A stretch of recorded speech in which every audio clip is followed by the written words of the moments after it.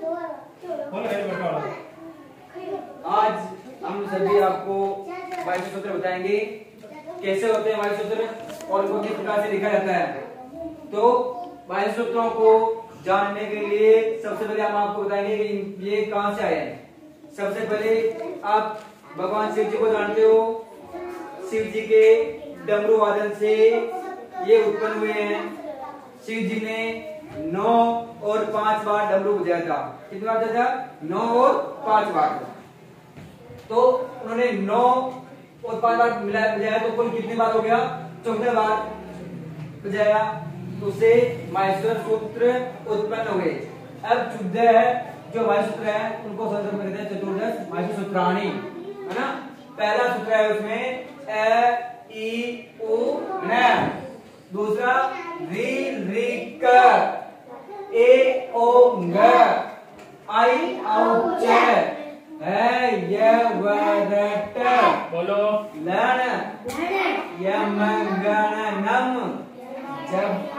जब य गढ़ 10, जब गढ़ 10, खप चटत चटतौ, कप य स सर, अंतिम कौन सा हो गया?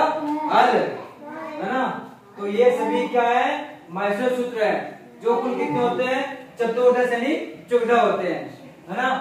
अब हम इन्हीं से अपने संस्कृत में स्वर कितने होते हैं वो देखते हैं। संस्कृत में स्वर होते हैं कुल 9।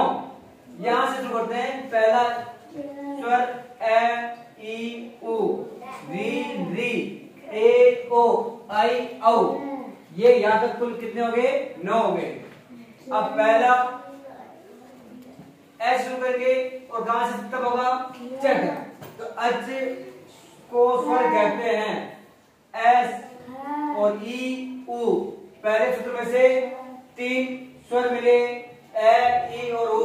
दूसरे सूत्र में से री और री, ये दोनों स्वर मिले। और तीसरे में से ए और ओ, ए और ओ। और चौथे में से आई और औ। कुल कितने हो गए? इनको काउंट करो। 1 2 3 4 5 6 7 8 और 9। कुल अपने स्वर कितने हो गए? 9। संस्कृत में 9 स्वर हो गए। कौन कौन से? ए ई उ री री, ए ओ आई औ। यहां तक हो गए सारे। अब हम यहां से शुरू करते हैं। ये क्या है? है को है को छोड़ दो। ये व र और ल, ये कौन से वर्ण होते हैं? यहां से ये व र और ल, ये होते हैं अंतस्थ वर्ण। कौन से होते हैं? अंतस्थ वर्ण, जिनमें क्या आएंगे? यह, इसको जो प्रत्यार बनता है वो बनता है यण। यह से लगाकर ण तक। ये कहां से है? ये यहां से है। और ण कहां है? यहां। तो यण प्रत्यार बनेगा जिससे हम लिखेंगे पहले सूत्र ये आ जाएगा। उसके बाद ये के बाद में क्या है? ये के बाद में क्या है? व, फिर र, फिर क्या है? ल। बस 4 हो गए। ये व र ल, इसको क्या बोलते हैं? अंतस्थ, है ना। अब इस बात में ये आ गया ये म गण नम, 7वां सूत्र आ गया। अपने कुल कितने सूत्र हो गए? 1 2 3 4 5 और 6 सूत्र पूरे हो गए। 7वें सूत्र में हम सुनेंगे जो अपने नासिका से उच्चारण होने वाले वर्ण, जो पंचम वर्ण। कैसे कबूतर लाइन होती है ना, इसमें कुल कितने आते हैं? कैसे कबूतर, खरगोश, कैसे गमला, कैसे गिरी और अंग, है ना। इस वाली लाइन का पहला अक्षर ये रहा, दूसरा, तीसरा, चौथा और ये 5वां। तो हमें अंतिम वर्ण नासिका वाले जो इस सूत्र में हमें मिलेंगे। तो कैसे कबूतर के अंतिम में क्या आएगा? ng। और च से चम्मच वाली लाइन में 5वां वर्ण हो जाएगा ये।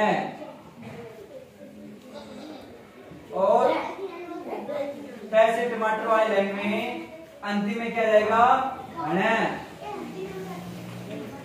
और त से तरबूज वाली अंतिम में क्या जाएगा, उसमें अंतिम में क्या जाएगा न,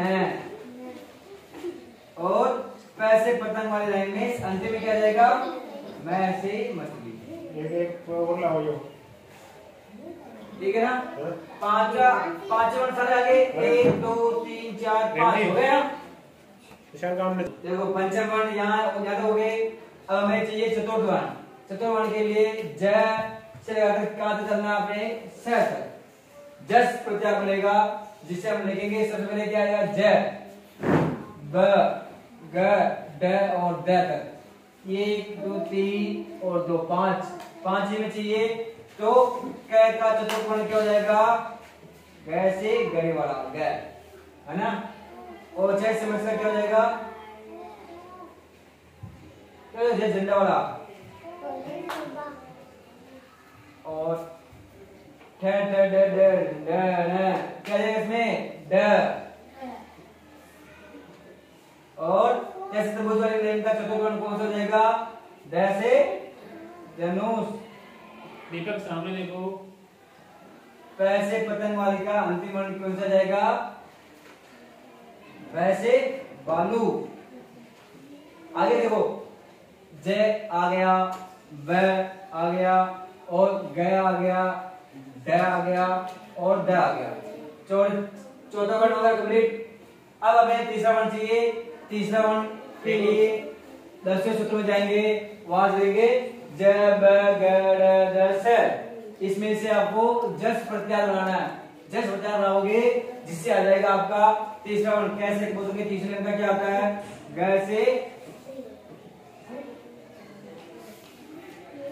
गमला, है ना। और जैसे चम्मच में क्या जाएगा जैसे जहाज वाला, है ना। और जैसे टमाटर में डमरू वाला, और जैसे तरबूज में द, और पैसे पतंग में प। आगे इसमें भी जय बगड़ में से जय बगड़ द तक आ गया, सारे इसमें आ गए। अब उसे चाहिए दूसरे, पहला और दूसरा एक साथ लेना है, जिसमें आपको ख से शुरू करना है और ये तक खत्म करना है ना। ख से शुरू करेंगे और ये तक खत्म करेंगे।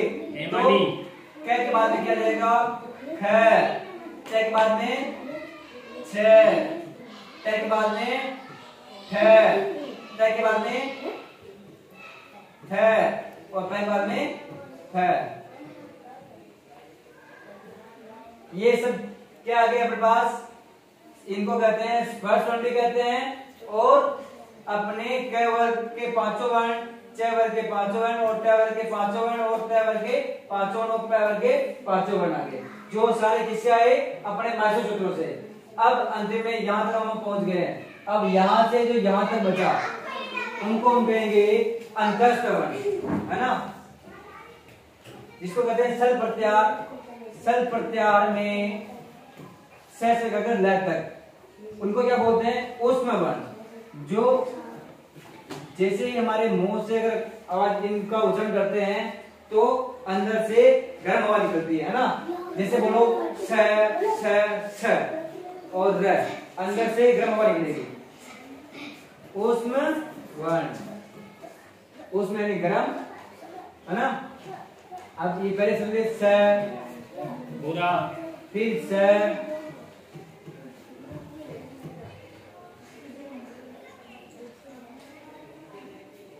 और फिर ये वाला स, और है आ जाएगा।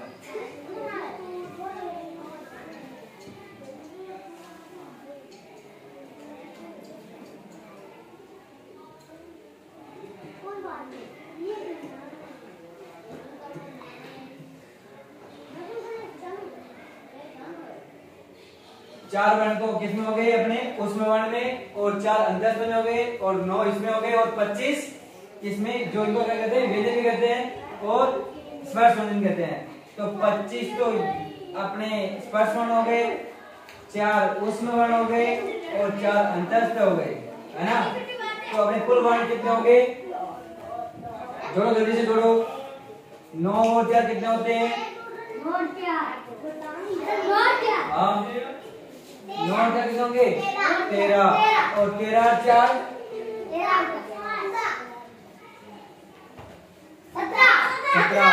17 तो ये हो गए और 25 ये है। 17 और 25 को जोड़ो, 17 और 25 को जोड़ो कितने हो जाएंगे, इन्हें तो जोड़ देखो ऐसे 7 और 5 कितने होंगे, 7 और 5 कितने हो जाएंगे, कक्षा 7 है। अब 10 मिनट में आओ। कितने होंगे, 12। आसिर का 1 और 2 और 2 4। तो कुल वर्ण कितने होंगे अपने, 42 वर्ण। कुल कितने वर्ण है, 42 वर्ण। इस प्रकार से मैंने आपको आज वर्णों के बारे में बताया और सभी माइसो सूत्रों के अनुसार हम कौन कौन से वर्ण लिख सकते हैं, स्वर कितने होते हैं, व्यंजन कितने होते हैं, अंत्यस्थ कितने होते हैं और ऊष्म वर्ण कितने होते हैं, ये सारे आपको माइसो सूत्रों के अनुसार मैंने आपको बताए।